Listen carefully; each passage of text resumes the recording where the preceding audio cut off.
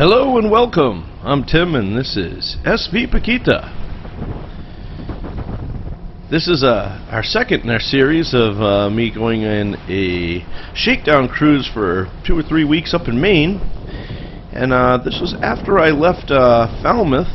I was sailing alone to meet up with a friend of mine who lives up in South Harpswell. He's actually another captain of another tugboat at the company that I work at, and he has a really cool camp on this little teeny island that was just amazing. And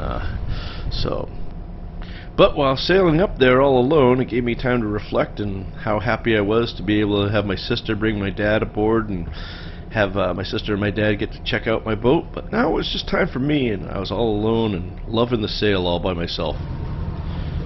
It's kind of odd. I thought it would be extremely lonely. I thought that I would really miss the company of others, and I have to tell you, I really enjoyed myself. This was probably one of the biggest surprises for the trip for me, is how much I enjoyed just being alone, doing my own thing at my own schedule, and not having to tell anyone why or anything like that.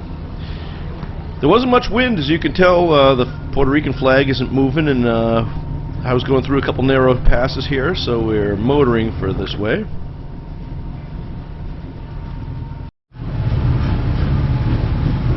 So it's another glorious day out here all alone, sailing up to visit my buddy.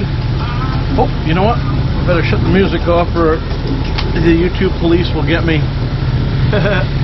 Anyway, as you can hear, the engine is on, and I'm totally fine with that. I don't know if you know this or not, but I'm kind of used to having engines running. Usually a lot louder than this. This little thing's amazing. I just topped off fuel this morning, and I'd gone over 50 hours and put 61 gallons in. So, averaging out, I'm doing just a little bit over a gallon per hour, and I'm like, right now I'm running at 6.8 knots, and I'm towing the dinghy. So that's pretty good. But of course, we don't buy a sailboat just so we can motor. That would be dumb. But right now, you can see this. My apparent wind is 5 to 6 knots behind me, and I'm making about 7 knots right here. So, putting up sails right now just has them flapping back and forth. I was talking to my friend that I'm coming to visit up here, and he said, "Man, it's been blowing for a week. You came on the only day it didn't blow." Quite frankly, I'm okay with that. Life is good. Look at it. It's beautiful.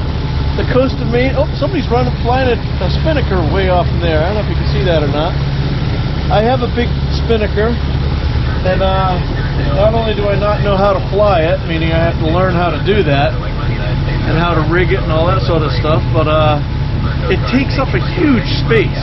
I mean, like, it takes up a whole stateroom. So before this trip, I didn't bring it with me.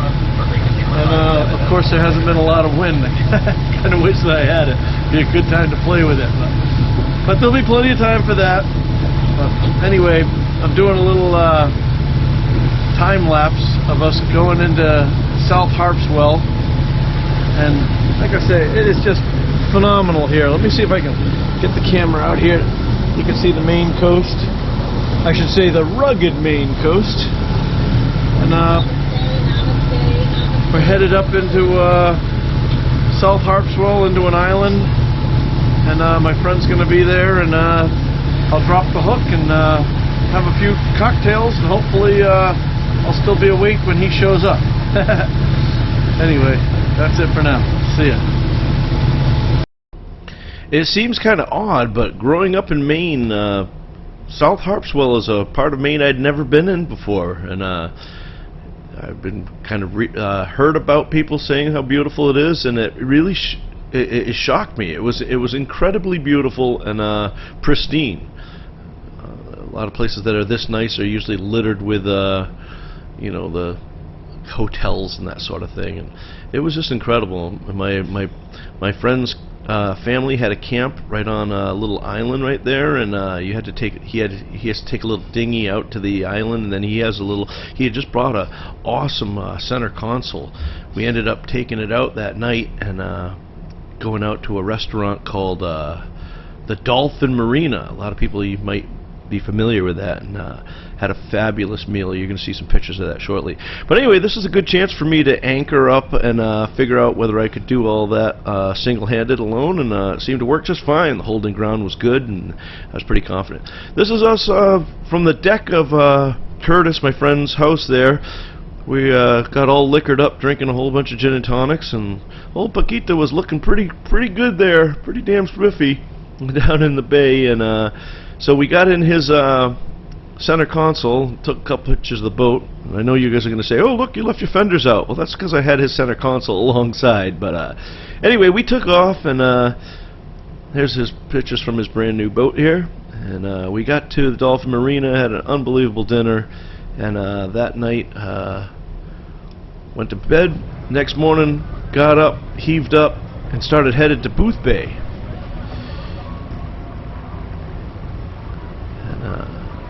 Once again, it was still really surprising how much I enjoyed my time alone. Most of my life I've been surrounded by people, and people are, I enjoy people. I don't think until my divorce have I started to really appreciate being alone without being lonely. I don't know if that makes sense or not, but anyway, so I'm headed to Boothbay Harbor, and I'm going to meet up with my brother and his wife and their 2 dogs, and hopefully see a bunch of friends. A lot of people come up for the lobster boat races, and I've never seen them, but anyway, you'll hear all about that. So this is me just cruising along here. So it's Saturday morning, and we're here in Boothbay Harbor for the Boothbay Harbor lobster boat races. So this ought to be interesting. It's a new thing for me. A lot of my friends have always talked about going to the lobster boat races, and my nephew tells me that it's the equivalent of a tractor pull for fishermen. I don't know if the camera can pick it up, but all the way over there's a million lobster boats that are all set up, and these are not your average lobster boats. These boats are really rigged up to go fast. So we're waiting for them. They're getting on the starting line. We're way far on the other side of this, but it should be kind of fun. I'm here with my brother and my sister-in-law, and we had a great night. My friend, you guys might remember Captain Courtney Day from Cape Ann Towing. He came up last night, and we were all here. Him and a friend of his was here, and we were having cocktails in the cockpit, and we went out and had dinner at a restaurant and came back and had more cocktails, and then this morning they came back, and we had 5 people down below eating breakfast, and so the boat's feeling more and more like home every day. It was fun to cook for 5 people in that little galley, so I'm still trying to figure out where things go, and maybe I should move this over here. It would make more sense to do this or that or whatever, so it's a lot of fun. But anyway, let me bring this over here. So I don't know that much about it. My brother's telling me about this, that the lobster boat races, it's more like a drag race where they run, I don't know how long the course is, I'm guessing a half a mile or something like that, but apparently they're in different classes and they all line up, and there's a pace boat that will make them go very slow, and when they all get lined up just right, they drop a flag and they all take off, and whoever gets down to the end wins that particular class, apparently. Unfortunately, the vantage point that I have is probably not the best for watching this, but I'm really here to see my friends and see my family, and so that's all kind of fun. The race is really secondary for me. The good news is my friend Courtney is on one of the pace boats, and he really knows more about this, and I will get more information for you and let you know. I think he'll tell us what separates the different classes of boats and that sort of thing, so we'll figure all that out. It's funny, on the way in here, when I was coming in yesterday, there wasn't a breath of air. In fact, I was going faster than the air was blowing behind me, so if I put up sails, it probably would have slowed me down. Now today, we've got some air. It's actually nicer now, but it was blowing a good 15-20 this morning when I got up, and now we're probably hearing it on the microphone. I'm not using an external mic, but hopefully you can hear me all right. But I would say we've got about about 10, 11, 12 knots, and it's coming. So, oh, I hear some blowing a horn, so I don't know if they're getting people ready. No, I was hoping that while I was talking, they'd take off and you'll be able to hear these things. These boats are incredible. They're I don't know if they really actually do any lobstering on them, because I'm sure they do, but it seems like they've put millions of dollars into the engines on these. Oh, they're blowing horns over there, so I guess people are getting anxious. The natives are restless. But anyway, so yeah, it was there wasn't any wind yesterday. There's a little bit of wind today. When we got up this morning, it rained pretty hard, and luckily the rain went away, and as you can see, we've got some cloud cover, so it won't be too brutal being out here, but still see a little bit of blue sky, so I'm excited for a race. So hopefully you'll be able to hear things when they start getting on it, when the race starts. Alright, see ya.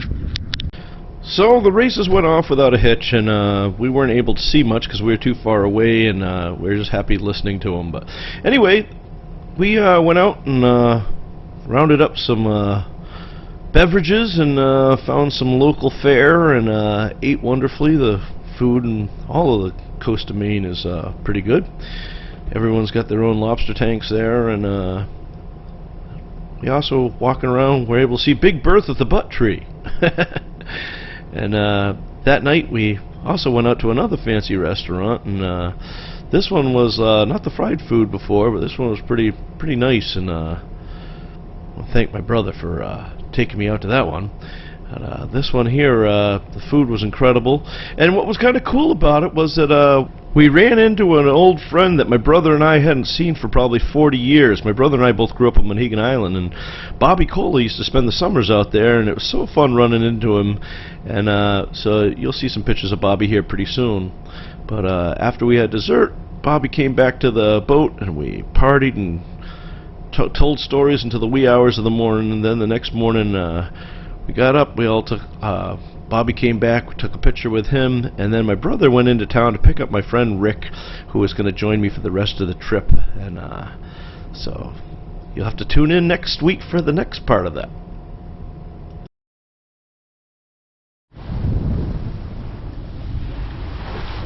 Oh, we're almost there. A long time coming home for me back to Mohegan Island.